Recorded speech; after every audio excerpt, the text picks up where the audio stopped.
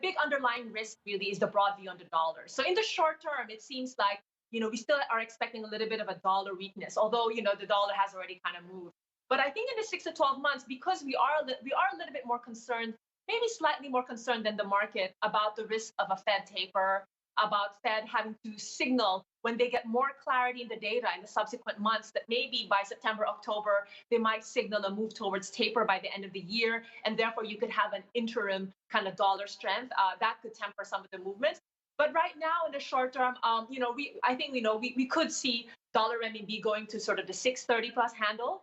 So I think right now, part of it is a China factor, but part of it is kind of a broad dollar view. Right. What about geopolitical risk at this point in time, Johanna, in this region? Because that was, of course, one of the top risks 2 years ago, pre-pandemic.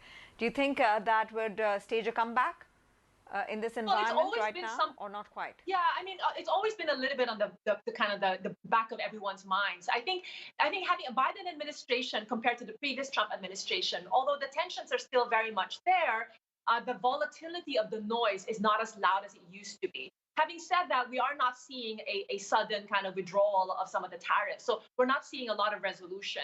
And there's been quite a bit of headlines lately on this concern about the origins of the virus, et cetera. So it's something to watch. People have always at the margin been really a little bit worried about Taiwan, for example. But I would say that's kind of more of a secondary issue for the market. The real focus of the market is really inflation and potential risk of upside inflation, what that means for Fed signaling of policy. And because global liquidity is such a driver of risk assets, any incremental change in liquidity expectations vis-a-vis what the market expects could be ripe for volatility. And I think that's kind of the bigger concern at the moment.